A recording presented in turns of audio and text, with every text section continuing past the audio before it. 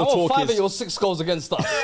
Yeah, literally. I know a lot of the talk is that he hasn't done enough, right? Maybe we haven't, and I will agree, maybe we haven't seen the level from Eze that we maybe expected or should have, but massive moment against City in the assist with the assist at the Emirates for Martinelli, which takes 2 points off them and gives us the draw, which is massive in the title race.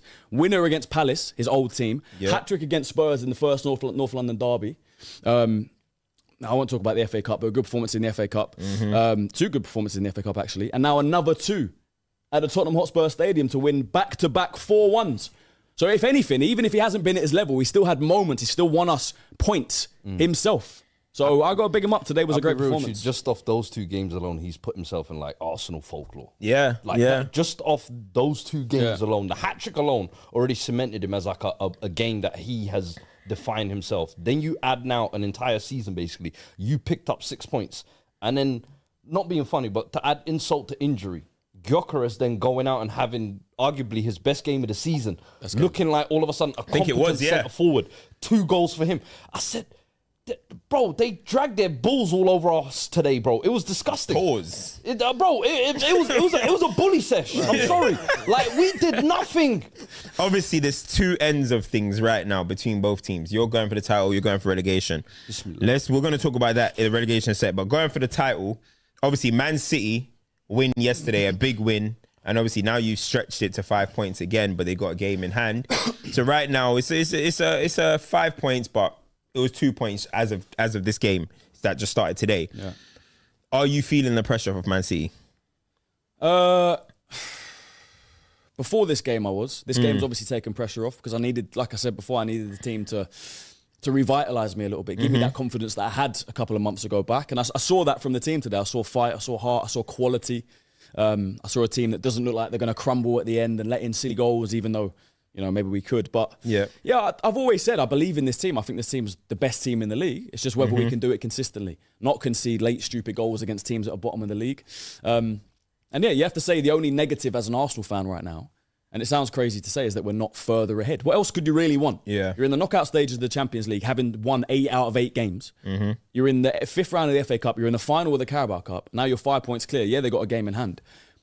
So that's what I say to Arsenal fans. It's like, genuinely, what more do you want? Like, the only thing is, we should be further ahead. There'll be fans now going, but we couldn't beat Wolves when it mattered. We couldn't beat Brentford. And I understand those arguments. Yeah. I fully get it. I lost my head after Wolves, and rightly so, because the players let us down. Yeah. I lost my head after Brentford because the players let us down. United as well. Don't get me wrong. United. I said United deserved to win the game. Bombed on you over there. You deserve to win the game, but from an Arsenal perspective, when you're 1-0 up at home and Zubimendi passes the ball to him, but that's where the frustration comes from. Do you know what I mean? Yeah. Like, Liverpool have been poor for majority of this season, lost 3-0 at home against Nottingham Forest, come to the Emirates, and we make them look like the home team in the second half. That's where the frustration is. All I say to the team today is, well done, good performance, but we should be beating Spurs. You know, a lot of the talk, game we should be winning. A lot of the talk after the Declan Rice mistake, a lot of people were referencing like he's talking too much in the media. You know, he's doing this. He's doing all of this, and it's too performative and stuff. Do you co-sign to that notion? I don't think performative is. That's what online were just going on about that stuff. I don't think performative. I think if you're going to come out and start doing this after you go 1-0 up, you can't make that mistake straight after. Like, you could definitely criticise that. But in terms of him as a player, performances on the pitch, he's been arguably our best player. You know? Until Gabriel got that injury, I think Gabriel was our best player. But since he's come back, he hasn't quite been 100%, even though I thought he had a good game today. But Declan Rice has been awesome. If you were to do player of the year now in the Premier League, it's maybe Declan Rice, maybe Haaland in there, but even Haaland since start of Jan hasn't really been at it. So, yeah, look, I see why people would say that. But when you're leading on the pitch, leading by example, I thought he was good after the mistake. I thought he was good after the mistake anyway. Like he made another little mistake as well. I think Spence got down the side put. But I thought overall, he was good after that. Like kept his head, didn't take it too hard. Did you not think that Gabriel foul was a foul? Or soft? I think it was soft, but I understand 2 hands on the back. He didn't get away with it against Newcastle. What about the last man? What about the last man challenge? Nah, see that one I don't think that was a foul for me. I think that was a foul. He wasn't even looking at the ball. Like not even a book. He wasn't looking at the ball. Even if you're not saying a red or whatever, as some might say, you're not saying a foul. I need to see that one again. The one where the ball went over the top and he weren't looking at the ball. He tried to cross. He tried to cross Moani.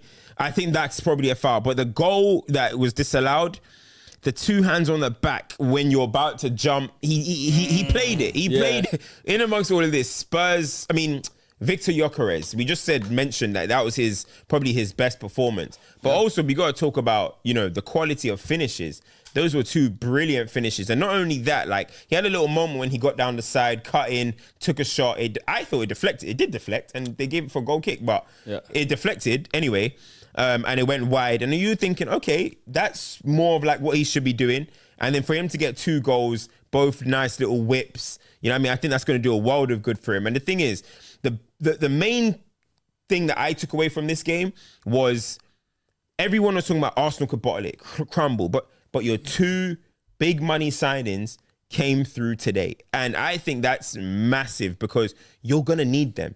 By the way, these are the guys that they haven't drank the bottle poison. They haven't been part of no bottle. They weren't part of 22-23 season. Yeah. They're fresh. And they're the signings that you guys invested in. Like, you put the money into them.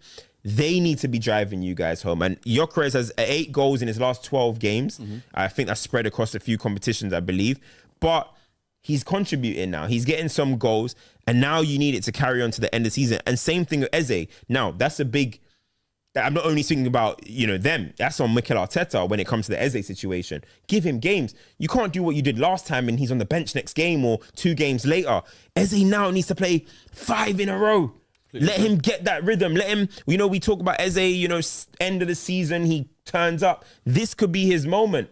Do you know what I'm trying to say? So I think that's a massive thing that your goals came from the new signings. If it came from Bukayo Saka, it's like, I've been there, done that. If it came from Trossard, I always pop up with some random goals.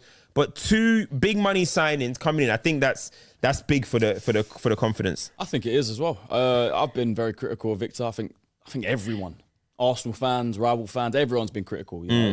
What we expected from Victor Gyokeres in the summer, what we then saw when he came into the Premier League, it wasn't exactly what we expected. There's been a lot of criticism on him, but I got to big him up because recently, like you say, 8 goals in the last 12 games. I think there's 10 now in the Prem, 15 in all competitions. He is kicking on. I said about Eze kicking on, driving on, getting better towards the end of the season. If you want your striker to hit form, you want it to be at the end of the season. It's all good scoring. Look, I'm not going to call out Haaland, but Haaland had his purple patch at the start of the season, right? He scored a lot of goals very quickly, and since January, it's kind of dried up. If Victor Gyokeres, and I'm nothing on Haaland, by the way, guy's obviously the best striker in the world. You calling out Haaland? You calling out Haaland? Calling him out. If Gyokeres can now find that form, if he can now score important goals, and the actual goal today, it's all good scoring when your team's 2-0 up, 3-0 up, and it's just a tap-in. Yeah. It was 1-1 when he scored that second goal today. That's an important goal to put us ahead in a North London derby today. It's a great finish as well. It reminded me of Aubameyang. Remember Aubameyang in the 4-2 when he scored that first time finish? Very, very good finish. And then the second goal as well. Holds off Archie Gray, makes Archie Gray look like a little 12-year-old kid, and then slots it past Vicario. He's a 12-year-old kid. I'm sorry for Archie Gray. Somebody broke his nose in the first 5 minutes. He did. I was like, poor kid, man. He's playing out of position, getting snuffed in the face. It was funny. Unfortunately, obviously, for the agendas, Gyokeres' top 10, shots on target against the top 10 still lives on. 2 shots on target, I believe, is against the top 10. Top 10, isn't it? These guys doing top 10. Even top 15. Where are you 16 or 17? For the agendas, we got to still go with that. But can I just say one more thing as well? Yes. You got to big up because you mentioned about the new signings as well. Zubimendi as well. I thought he played well today. And Hincapié as well. Wait. You know Ray Zubi now? Zubi had a good game today, man. Xavi Simons, every time Xavi got on the ball, closed down by whether it was Rice or Zubimendi. Hincapié, I need to shout out as well. So he was good against Wolves, obviously scored the goal. Maybe you can question him for the first goal we conceded, but I thought he was very good today as well. Nothing came down his side. And he got forward well. That's 4 new signings that started today. Absolutely comfortable, man. Absolutely. Let's go through. I think the whole world was trying to do the spirit bomb. Come on, Spurs. Yeah. I was like, Spurs never do it. In my whole life, Spurs have won 1 game against Arsenal that really matters, and that was the Conte season 3-0. to get the top 4. Rob Holding gets sent off. That's the only game I've ever seen that matters, that actually has some stake. Spurs never beat Arsenal. It's just a waste of time. It's honestly a waste. Conor O'Reilly.